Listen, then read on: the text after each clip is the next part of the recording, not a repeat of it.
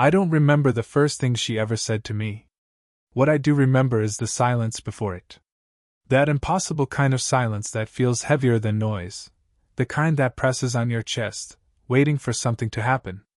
That was the night I saw her alone by the balcony, her glass of wine untouched, the city lights tracing faint shadows across her face. She didn't belong there, and neither did I, but that was the cruel symmetry of it. She was older. At least twice my age. Mid-40s, maybe? But there was nothing tired about her. She had this strange combination of elegance and wreckage, as if every mistake she had ever made was hidden carefully inside the curl of her smile. And for reasons I couldn't explain, I wanted to know every one of those mistakes.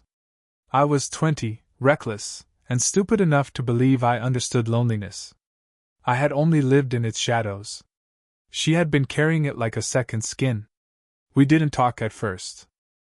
She leaned against the railing, and I stood beside her, both of us looking out at the city like it was safer to stare at strangers' windows than at each other's eyes. I wanted to say something, but my throat betrayed me.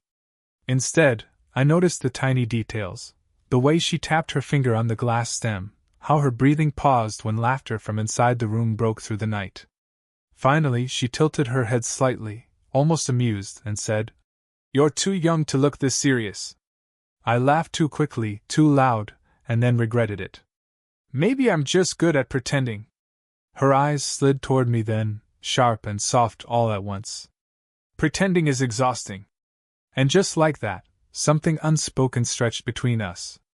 It wasn't flirting. Not yet. It was more dangerous than that. It was recognition. We talked in fragments after that, half sentences, the kind of dialogue where you test how much you can admit without giving yourself away. She asked about my studies. I asked if she was married. She paused for too long before answering. Not anymore.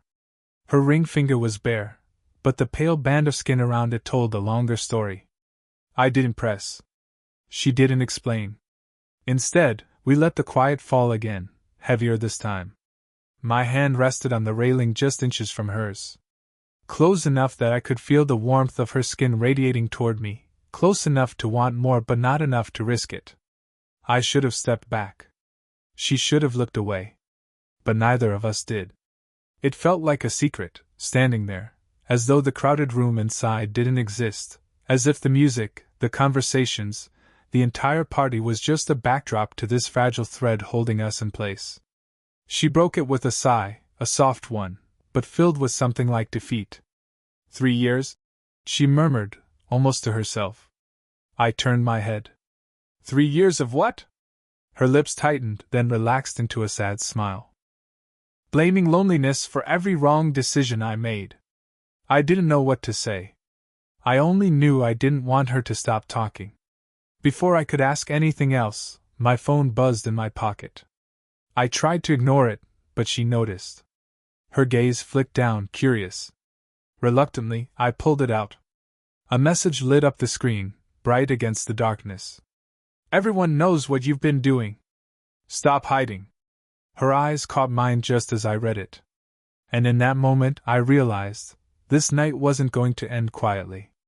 The message burned in my hand, though I quickly locked the screen before she could read more. Still, her eyes lingered on me, sharper now, as if she could see through whatever mask I tried to put up. You looked worried, she said carefully, tilting her head, studying me the way you study a painting you're not sure you like yet. It's nothing. I lied too fast. She didn't push, but the silence that followed made the lie echo louder. Instead, she turned back toward the city, resting her chin in her hand. It's always something. Nobody escapes it. Not even the young. Her words carried weight, and I knew she was speaking from a place deeper than casual observation. I wanted to ask her everything, what she meant, what she had endured, but I hesitated, afraid of breaking whatever fragile trust had just started forming between us. So I asked the wrong thing instead. Do you regret it? The marriage? Her breath caught, and for a moment I thought I'd gone too far. But then she exhaled, her lips curving into a tired half-smile. Regret isn't the word. Regret means you'd undo it if you could. I wouldn't. I just wish. She stopped herself, shaking her head. It's complicated. I didn't press. But something in her tone made me ache in a way I didn't expect. And maybe she sensed that, because she asked quietly, "What about you? Who have you left behind already?" I laughed, softer this time. "No one worth mentioning. I was with someone for a while, but..." I hesitated, fingers tightening around the railing. She said I was too distracted. Too restless. She wasn't wrong. The truth was, I never stayed anywhere long enough to root myself. Not in relationships. Not even in friendships. And standing beside this woman, this stranger who already felt less like a stranger than most people I knew, it hit me how empty that restlessness had made me. I shouldn't have been drawn to her. Not like this. She was old enough to be my mother, and worse, her daughter, Anna, had once been in my circle of classmates. We weren't close, but we knew each other. That alone made the whole thing dangerous. But when she glanced at me again, brushing her hair behind her ear, I didn't see danger. I saw the outline of something I didn't even know I'd been craving, someone who noticed. My chest tightened, the way it does when you try to swallow words that don't belong to you. I wanted to tell her I liked the way her voice softened when she admitted things she shouldn't. I wanted to tell her that the line between us, the age, the stories, the risks, felt like a wire I couldn't stop touching, even if it shocked me. I said none of it. Instead, I shifted my hand just slightly, letting my fingers graze hers on the railing. Barely a touch. A hesitation. She didn't pull away. She didn't move closer either. But she looked down at our hands, then back at me, and for the first time, I saw something in her eyes that scared me. Not rejection, not pity, but recognition. Like she knew exactly what we were doing. And she wasn't going to stop me. Her eyes lingered on mine too long, and I forgot about the phone still buzzing in my pocket. That tiny brush of her fingers against mine was enough to light my nerves on fire. But before either of us could move closer, the balcony door creaked open. "Mom? You out here?" Her daughter's voice. I froze. She froze too, her shoulders stiff, her hand jerking away from mine as if my touch had burned her. Anna stepped onto the balcony, face glowing from the party lights inside, a drink in her hand. Her eyes flicked between us, me, standing awkwardly with my fists now shoved in my pockets, and her mother, who turned too casually back toward the city. "There you are," Anna said, squinting. "You've been hiding out here all night." Her mother smiled faintly. "Just needed some air." Anna's gaze moved to me. "And you?" I swallowed. "Same." She raised an eyebrow but didn't push. She stayed only a moment longer, distracted by her phone, before stepping back inside, letting the door swing shut behind her. The silence she left behind was unbearable. "She can't," I started, but she cut me off with a whisper. "She didn't see anything." Her tone was calm, but I caught the tremor in it. Her hand was still curled tight on the railing, as though she needed something solid to hold herself upright. "That's not the point," I said. "She's I know." She interrupted again. Her voice cracked slightly this time, but she steadied herself. "Don't say it. Don't make it more real than it already is." For a moment, neither of us breathed. Then she turned sharply toward me, eyes fierce. "This, whatever this is, it can't happen." I should have agreed. I should have walked away. But instead I stepped closer. "Then why does it feel like it already is?" Her lips parted, but no words came. The distance between us shrank until only a breath separated us. Her perfume, faint and steady, wrapped around me.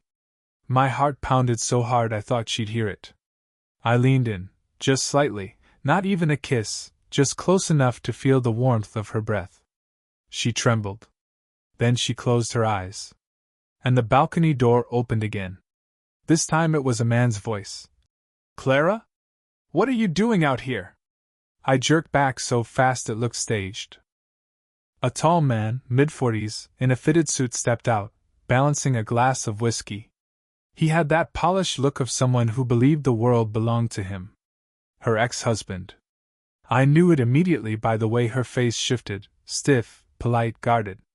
Just needed some air, she said smoothly, as if the words were rehearsed. His eyes darted to me, assessing, narrowing slightly. And you? Same, I muttered, hating how small my voice sounded. He smirked, lifted his glass, and turned back toward her. Some things never change, huh? You hiding in corners while everyone else actually has fun. Her jaw tightened. She didn't respond. The man laughed, shook his head, and stepped back inside. The door shut. She let out a shaky exhale, pressing her hands against her face. For the first time, I saw something raw, unmasked, not the controlled elegance, but exhaustion. 3 years? She whispered again, almost to herself. 3 years of lying, of pretending I was fine. And now.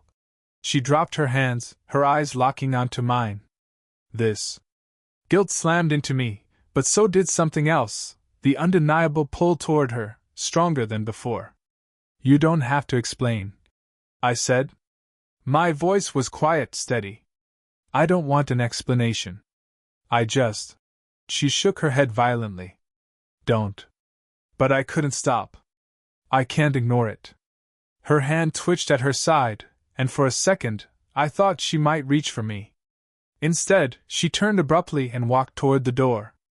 I followed, not ready to let her vanish into that crowded room and pretend nothing had happened. Inside, the music was louder, laughter spilling everywhere. She moved quickly through the crowd, and I struggled to keep pace, my chest tight with panic. Finally, I caught her wrist in the hallway outside the kitchen. She froze. Please, I said, my grip loosening but not releasing. Just tell me I'm not imagining it. Her eyes flicked down to where my fingers held her, then back up to my face. Her lips parted, and for the first time, she didn't try to hide. You're not, she whispered. The hallway seemed to tilt around me, noise from the party muffled, every sense narrowed to the heat of her skin under my hand. Then she pulled free, not harshly but with purpose. But that doesn't mean we can. She turned and slipped into the crowd before I could stop her. I stood there, shaking, caught between guilt and the impossible pull of her voice echoing in my head. You're not. I wanted to chase her. I wanted to let her go. Both urges fought inside me, tearing me in two. And somewhere deep down, I already knew, this wasn't ending tonight. The party was thinning out, laughter dissolving into drunken conversations, the music growing softer as people began drifting home. I had lost sight of her in the blur of faces and dim light, but the weight in my chest wouldn't let me leave. I found her in the kitchen, rinsing out a glass at the sink as if she belonged there, invisible and ordinary. But nothing about her felt ordinary to me. Clara, I said, my voice rougher than I meant. She stiffened, her hands still under the stream of water. She didn't turn around. You shouldn't be here, she murmured. I stepped closer. Neither should you. Finally, she looked at me. Her eyes carried a storm, regret, hunger, fear all bleeding into one another. You don't know what you're asking for, she whispered. I'm not asking for anything, I said, my throat tight. I can't stand in a room with you and pretend I don't feel it. Her lips trembled. She set the glass down, drying her hands too slowly, as though buying time. You think this is easy for me? You think I haven't spent years hiding what I wanted, swallowing what I couldn't have? The words cracked through me. Then don't hide this. Her jaw clenched.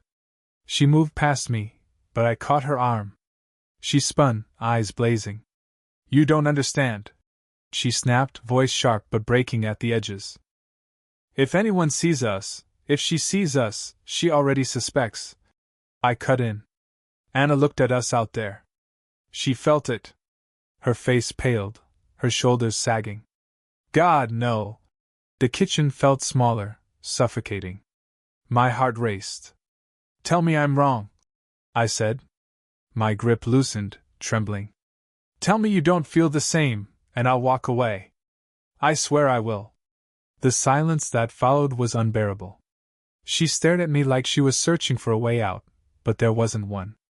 Not anymore. Her hand lifted before she could stop it, brushing lightly against my chest. Just a whisper of contact, but it set my whole body alight. She pulled back immediately, as if the touch had betrayed her. "This will ruin us," she whispered. "Or it will save us," I breathed. Our faces were close now, closer than they had ever been. Every second stretched, suspended on a knife's edge. I could see the faint scar on her lip, the lines around her eyes, the history carved into her face, and yet, all I wanted was to close the distance. Her eyes flicked to my mouth. Mine to hers. And then, the front door slammed. Voices echoed down the hall, laughter erupting as more guests stumbled back inside for one last round. She jerked away, her breath ragged. I stood frozen, the moment ripped from us by the sound of footsteps approaching the kitchen. We hadn't kissed. We hadn't confessed. But it was too late. The truth was out now, living between us like I thought the party had finally begun to die down, but the hallway outside the kitchen buzzed again. Clara pressed herself against the counter, trying to look composed, while I shoved my hands into my pockets, my pulse still hammering from how close we'd just been. Then I heard it, Anna's voice. "Where's Mom?" My chest clenched. She was closer than I thought. I stepped back instinctively, but before Clara could answer, Anna's head appeared around the doorway. Her eyes darted from her mother to me, reading the air, sensing the static charge left hanging between us. And then she smiled. But it wasn't relief. It wasn't innocent. "I knew it," she said softly. Clara went pale. "Anna, save it!" Anna cut her off, her tone dripping with something sharp. 3 years of listening to you lecture me about choices, about respect, about loyalty. And this?" She gestured between us, almost laughing. "This is what you've been hiding?" "Anna, please," Clara whispered, stepping forward. Her voice cracked in a way I hadn't heard before, small and desperate. But Anna's eyes locked on me now, hard and accusing. "And you," she hissed. "You were supposed to be my friend." The word friend stabbed deeper than I expected. We had drifted apart in school, sure, but I had once been in her circle. And now, in her eyes, I wasn't just betraying her mother's dignity. I was betraying her too. "I didn't." I started, but my throat closed around the excuse. Clara reached out to her daughter, but Anna flinched back. "Don't touch me. Don't you dare." Her voice cracked with fury and hurt, and in that moment I realized the ground had shifted beneath us. What had felt like a secret thread tying Clara and me together now threatened to unravel everything. "Anna," Clara said again, but softer now, her face crumbling. "You don't understand." "No," Anna snapped. "I understand perfectly. You're lonely. You're reckless. And you'd rather drag him down with you than admit it." Her words hit Clara like a slap. I saw her shoulders sag, her hands falling to her sides. And then Anna delivered the twist that turned my stomach inside out. "Dad was right about you," she said coldly. "You can't be trusted." The silence afterward was suffocating. Clara's lips parted, but no sound came. Her face was ghostly, shattered.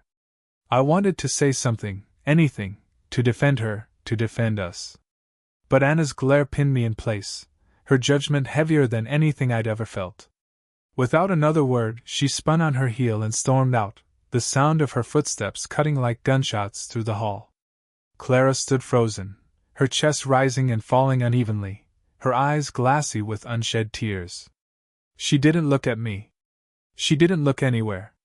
For the first time that night, I felt the full weight of what we'd started, and how easily it could all collapse. And then Clara whispered, almost to herself, "Maybe she's right."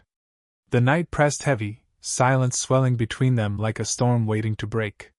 She stood on the porch, arms folded against the chill, but it wasn't the autumn wind that made her shiver. It was him, his presence, his youth, his eyes that carried both longing and fear. "You don't understand," she said, her voice barely more than a whisper. "If I choose this, if I choose you, everything I've built collapses." He stepped closer, his shoes crunching against the gravel. Maybe it's not about choosing me. Maybe it's about choosing yourself for once. You've lived for everyone else, your family, your reputation, your age, your rules. But when do you live for you? Her chest tightened. He was only 20, but his words cut with the weight of someone who had already lost too much. She wanted to laugh at the irony, 50 years old, yet it was him teaching her how to be alive. She met his gaze, and in that instant, the careful walls she had built trembled. She saw his trembling hands, the way his breath hitched as though one wrong word might destroy him. He wasn't a fantasy. He was a boy standing on the edge of becoming a man, terrified and brave all at once. "Do you think I'm not afraid?" she asked, her voice cracking. "Every morning I wake up terrified. Of being seen, of being judged, of being left behind. And then you walked into my life, and for the first time in decades, I don't feel invisible. That scares me more than anything." The admission hung in the night air, raw and trembling. He took another step, closing the distance between them until only a foot of space remained. "I'm scared too. But maybe fear isn't something we're supposed to run from. Maybe it's the only proof that what we're feeling is real." Her eyes burned, tears blurring the edges of his face. She wanted to reach out, to touch his cheek, to tell him that love, this fragile, impossible love, had been worth the risk. But the weight of the world pressed hard on her shoulders, reminding her of all the eyes that would never forgive. And yet, in that suspended moment, she made her choice, not by words, but by closing the gap. Her hand lifted, trembling, and rested gently against his chest. His heartbeat thundered beneath her palm, wild and alive. He let out a shaky laugh, relief flooding his features, as if that single touch had been the answer to a question he hadn't dared to ask. "Maybe we don't have to figure out tomorrow," she whispered. "Maybe tonight is enough." He leaned into her touch, his forehead brushing hers. The world was still uncertain, the future still terrifying, but the air between them softened. For the first time, either of them ran. The silence stretched again, but it was no longer suffocating, it was full, fragile, and alive. What came next would remain unwritten, but they both knew the truth. They had seen each other, fully, and nothing could take that away. Morning came soft and pale, the world still hushed as if it, too, was holding its breath. She sat at the kitchen table, fingers wrapped around a mug of coffee she barely tasted. The night's confessions lingered like smoke in the air, impossible to push away, impossible to forget. He arrived quietly, his footsteps hesitant, as though he feared that stepping too loudly might shatter whatever fragile truth they'd found. When their eyes met, there was no hiding.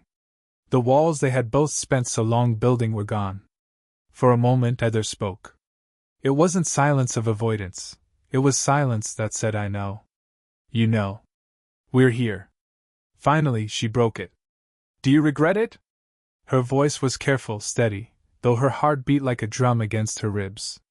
He shook his head, a small smile tugging at his lips. "No. Not for a second. Even if it's complicated, even if people never understand, last night was real. That's enough for me." The honesty of it undid her. She looked at him, this boy on the cusp of manhood, this mirror of everything she feared and everything she longed for, and she realized something. Love wasn't about fitting into a neat, respectable box. It was about risk, about the leap into uncertainty. Her life had been paved with safety, with careful choices that earned approval but not joy. He was the first risk she had ever truly taken. And for the first time in years, she felt alive. Still, the reality pressed close. The world outside would whisper, would judge, would twist what they had into something ugly. There was no escaping that. But as she reached across the table, her hand brushing his, she knew the whispers didn't get to decide for her anymore. He turned his palm upward, catching her fingers in his. His grip was steady, warm, grounding. "We don't have to figure it all out today," he said softly. "We just have to decide, do we walk away, or do we keep going?" Her throat tightened, but she smiled through it. "I think we keep going. Slowly. Quietly. But together." And in that small, unremarkable kitchen, their story found its truth. Not in a grand declaration, not in some impossible promise, but in the simplest decision, to choose each other, even when the world wouldn't. It wouldn't be easy. Love like theirs rarely was. There would be days of doubt, nights of fear, moments of aching distance.